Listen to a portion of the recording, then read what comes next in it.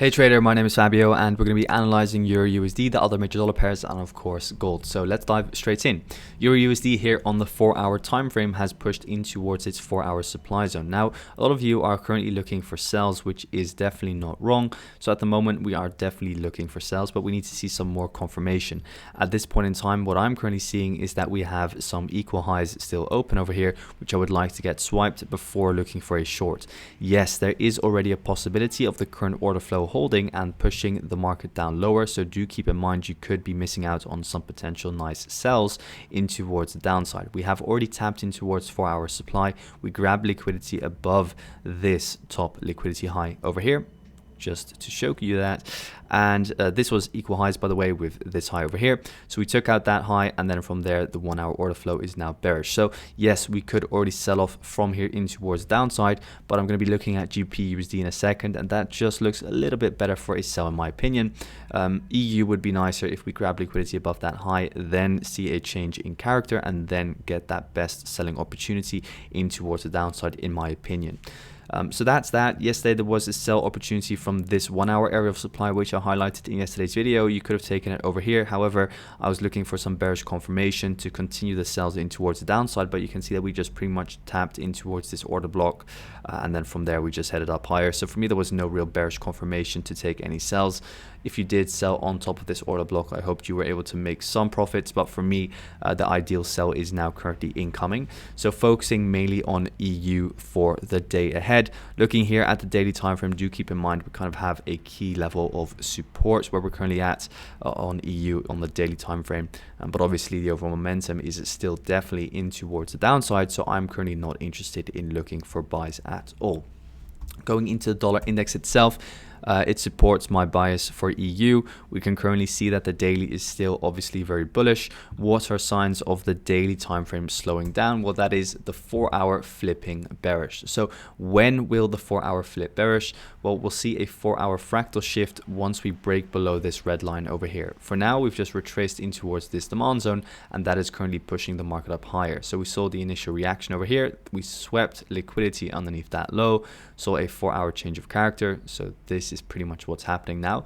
So definitely expecting further upside until we break this low. If we break this low, this will mean that the dollar index has then again some bearish momentum, which would keep me definitely out of taking any EURUSD, GBPUSD shorts in towards the downside. So keep that in mind, that for now demand zone control under the dollar, indicating EURUSD shorts or pound dollar shorts. So that is the dollar index for now, and what we're looking at, keep that in mind. Yes, we do have daily supply over here, but it's not very significant at this point in time. It should only be a reaction point, but if that 4-hour order flow fails, then obviously the dollar could head down lower.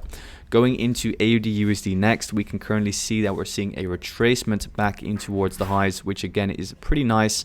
Overall, I was interested in looking at a sell yesterday from this area of supply over here, and following the fractal structure, with this being my fractal high and this over here being my fractal low. However, again, no real confirmation for the sells in towards the downside, which I'm going to be showcasing you in a second.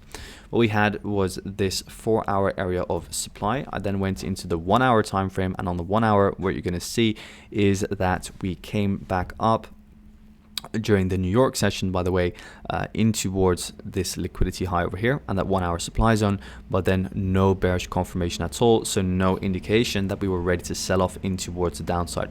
For the rest, the market was also pretty consolidative, so I was preferably staying out of AU yesterday. But now what is nice, that we have taken out all of these equal highs over here, so a lot of descending highs here, which is all just built up liquidity. Now we push up in towards fresh 4-hour supply, so now what I'm looking for is bearish confirmation. This is currently your 4-hour fractal low, which broke this 4-hour fractal high. So now what you're seeing is this. Now sells would be confirmed once we see a low break over here of the 4-hour fractal low. Go in towards the 1-hour time frame and it will tell you the same exact thing. Wait for that low to go, and then you'll have your confirmation for sells in towards the downside. If this low does not break, then we'll see demand remaining control and higher prices will then come. So keep that in mind. We're now just trying to validate that this 1-hour supply zone is something, and we're doing so by waiting for the 1-hour and the 4-hour fractal break. So sells if that happens. Until then, only further upside. Now looking at GBPUSD, because I mentioned earlier that that was potentially a good sell, we can currently see that we have a 1 hour area of supply over here. So inside this 1 hour area of supply, we saw the initial reaction on this bearish candle. So this is just early sellers getting in, stop loss above the highs. We swipe the highs and then we see the downside push. 1 hour here, fractal break. So now what you're pretty much just seeing is an overall trend shift in towards downside. So now what I'm waiting for is a double fractal break. So another low break over here to confirm the bearish trend and not just a grab of Asian session liquidity over here. Go into the 15-minute time frame and I'll show you what that looks like.